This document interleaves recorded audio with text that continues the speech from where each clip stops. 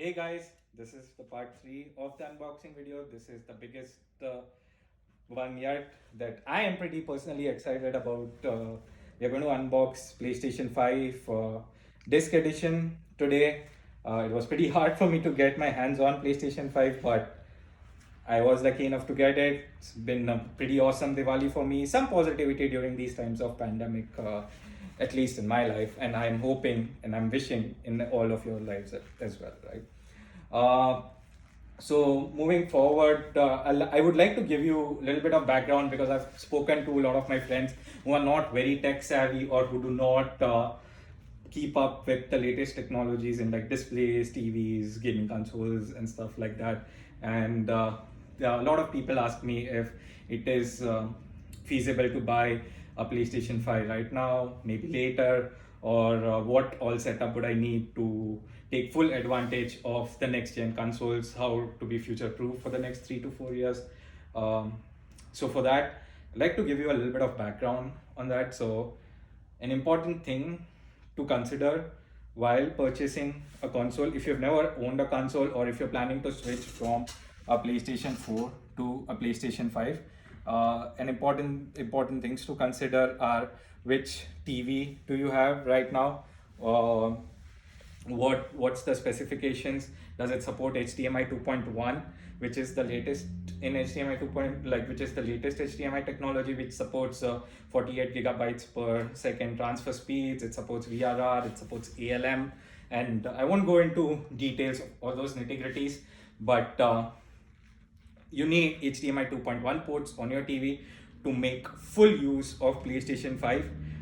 If you have a 4K HDR10 TV which supports, let's say, 4K 30 or even 4K upscale to 60 with motion rate as 120, you would be better off, honestly, getting a new PS4 Pro if you don't own it, or if you're not planning to like upgrade your TV to the latest and the greatest. Like, it would be beneficial for you to stick with your current console if you own one, like a PS4 Pro or something like that for the holidays, right?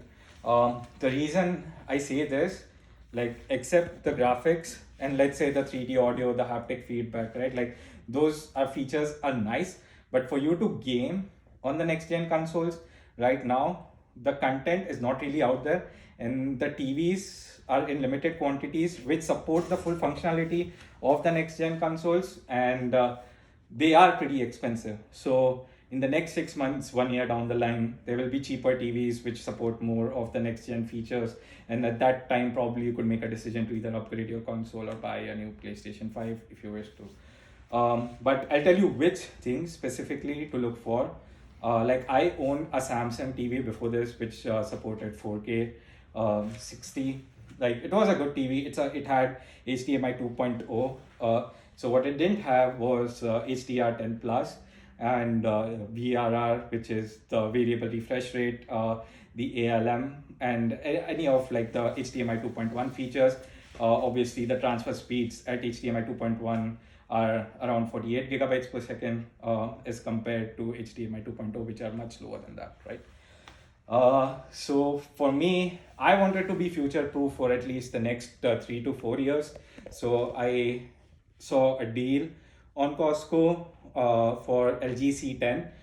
LG C10 currently, as of recording this video on November 14th, 2020, is considered to be the best next gen TV, like the best TV for the next gen consoles right now. The reason for that is it has 4 HDMI 2.1 ports, so you will get all the nitty gritties, all the good things of the next gen stuff. So it is more future proof, and it has backwards compatibility with HDMI 2.0 as well. So you get all the, you can use your current systems on this TV as well. And there was like a big sale going on during Amazon Prime Day where it was like $600 off, and in Costco you got like $100 more of insurance, extended insurance, and $100 of Hulu credits and stuff. So it was a really good deal. It was like around $800 off for a 2K. So I got like a 2K TV for like around 1100, 1200, which was a pretty sick deal. Let me turn on the TV and show it to you guys. So this is the LG C10 TV. This is the OLED panel. It's like super thin.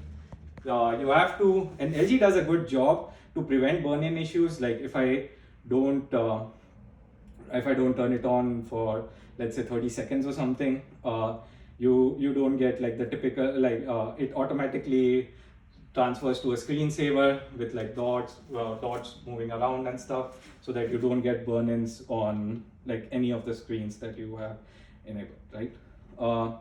But yeah, if you see over here at the back, then you will be able to see the 4 HDMI 2.1 ports, which are like 3 over here and 1 is over here. I have my Fire Stick installed over here. I have my Hue sync box installed on one of them, and I use ambient lights for my setup. So my setup is more sophisticated than usually other people's setup, but like you don't need it for gaming. Obviously, it's just a nice feature to have. But you see the blacks are so nice. The colors really pop off on the OLED TV. And this TV supports 4K 120, VRR, ALM, all the good stuff. I'll tell you one thing which is kind of restrictive on this TV is in HDMI 2.1, it doesn't support transfer rates till for 48 gigabytes per second, but it supports transfer rates till 40 gigabytes per second, which is not a big deal, at least even like 3, 4, 5 years down the line, I would say. But yes, that is something to take care of when making a purchase, right? So moving on, let me turn off the TV and then we move on to the PlayStation 5. So this is the new PlayStation 5 disc edition, and then we are going to start unboxing it. So pretty excited about it. Let's see. Oops. And I scratched it on my first try. And let's remove the package. Comes in a nice white package with just the PlayStation logo on top. See,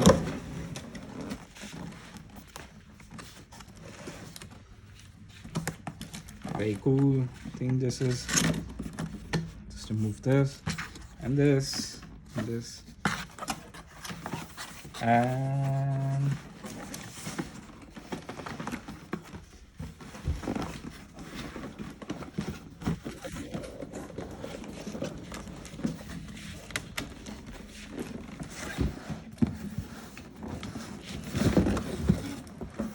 I might have opened it differently, which I should not have, but oh well.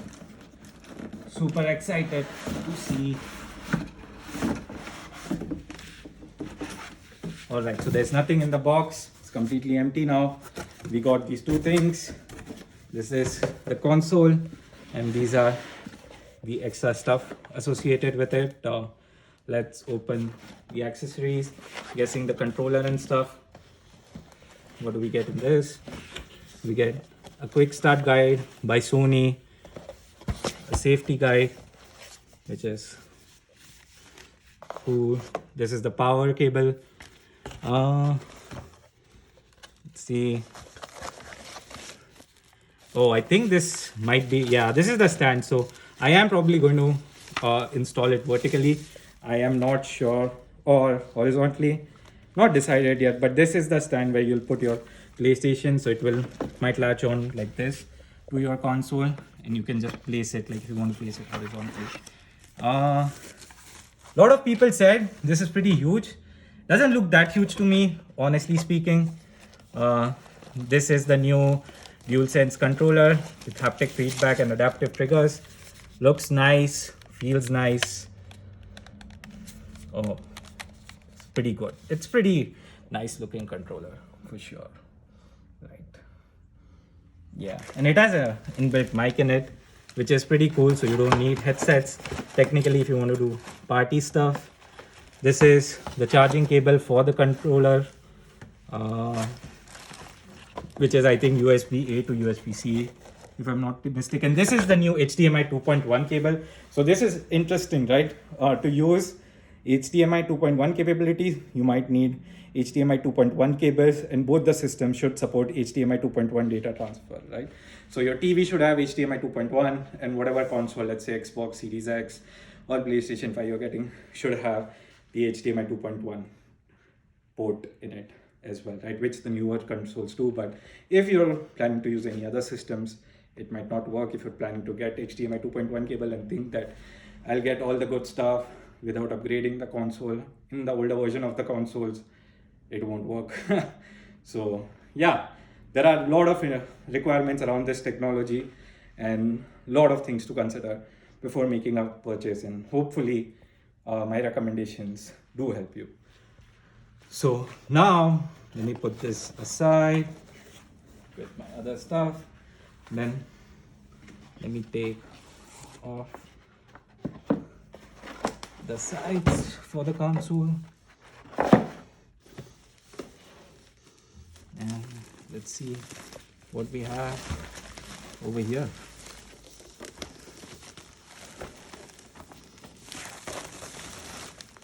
Nice packing, bubble wrap. And this is the PlayStation 5 console. Let me get this out of the way. And I have placed it upside down, I think. Oh yes, maybe not. Alright, so yes, I did place it upside down. So this is the console. As you can see, USB 3 port, USB 3 port, an Ethernet port, HDMI 2.1 port, the power power plug, and this is the back. This is how it looks. It's not that big, honestly. If you compare it with my hand, it's like till here, which is not that bad. Feel like if you come see the front of the PlayStation, you have an HDMI, a USB 2.0 port, a charging USB-C, and the power buttons, and the disc eject button, and also the disc slot for you to push the disc. So let me put it horizontally and let me show you how it looks like. So this is how it would look like vertically. You already saw how it looks like horizontally. It's pretty slick, it's pretty nice. Now honestly, I don't know why people were complaining. This is honestly not that big. So that's the PlayStation logo. And yeah, this is the new PlayStation 5, guys. Alright, I hope you enjoyed the video. I hope I was helpful to you guys. I hope I helped you guys make some important decisions if you were thinking about buying a console or even getting a new iPhone or something, right? If you like this, if you think it was helpful, like this video, subscribe, notification, and all that jazz, right? Yeah. So see you later.